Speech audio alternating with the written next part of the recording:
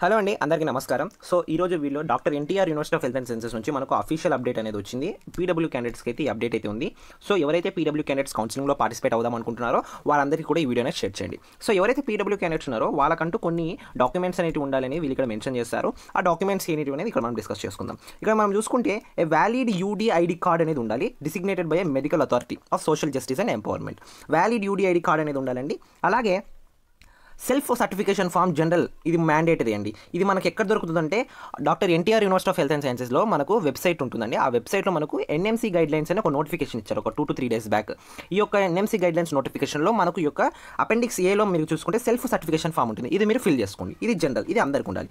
ఇప్పుడు కొన్ని అప్లికబుల్ ఉంటాయి. ఇప్పుడు అప్పర్ లింబ్ ఉన్న వాళ్ళకి ఒక సర్టిఫికేట్, హియరింగ్ ఇంపైర్మెంట్ ఉన్న వాళ్ళకి ఇంకొక సర్టిఫికేట్ అలా ఉంటుందన్నమాట. సో ఇక్కడ మీరు చూసుకుంటే ఒకవేళ మీకు హియరింగ్ ఇంపైర్మెంట్ అని ఉంటే అపెండిక్స్ బి సర్టిఫికేట్ని డౌన్లోడ్ చేసేసుకోండి. ఓకేనా. ఒకవేళ మీకు అప్పర్ లింబ్ లోకోమోటర్ డిజేబిలిటీ ఉంటే అపెండిక్స్ సిని, upper limb either left or right, left కానివ్వండి రైట్ కానివ్వండి, అపెండిక్స్ సి. తర్వాత అపెండిక్స్ డి ఎందుకంటే మనకు లోయర్ లింబ్ సర్టిఫికేట్ అండి ఇది. ఓకేనా. So locomotor disability lower limb, left or right మనకి ఏం సంబంధం లేదు దాని గురించి, లోయర్ లింబ్ సర్టిఫికేట్ అది. ఓకే. తర్వాత అపెండిక్స్ సి వచ్చేసి మెంటల్ ఇల్నెస్కి. సో ఈ యొక్క అపెండిక్స్ సి మనకు మెంటల్ ఇల్నెస్ ఉన్న వాళ్ళకి ఈ సర్టిఫికేట్ అనేది తీసుకోవాలి. తర్వాత ఐ విజన్, విజువల్ డిజేబిలిటీ ఉన్న వాళ్ళకి అపెండిక్స్ ఎఫ్ అనేది ఉండాల్సి ఉంటుంది. ఇవన్నీ కూడా ఇఫ్ అప్లికబుల్. ఓకేనా. సో మనకు మెయిన్ ఏంటంటే ఇక్కడ వ్యాలిడ్ యూడీఐడి కార్డ్ అనేది ఉండాలి, అలాగే సెల్ఫ్ సర్టిఫికేషన్ ఫామ్ అనేది ఉండాలి. సో ఎవరికైతే అప్లికబుల్స్ ఉన్నాయో, ఒకవేళ మీకు అప్పర్ లింబ్ ఎక్స్ట్రీమిటీ ఉంటే ఆ అపెండిక్స్ సి మాత్రమే తీసుకువెళ్ళాలి. ఓకేనా.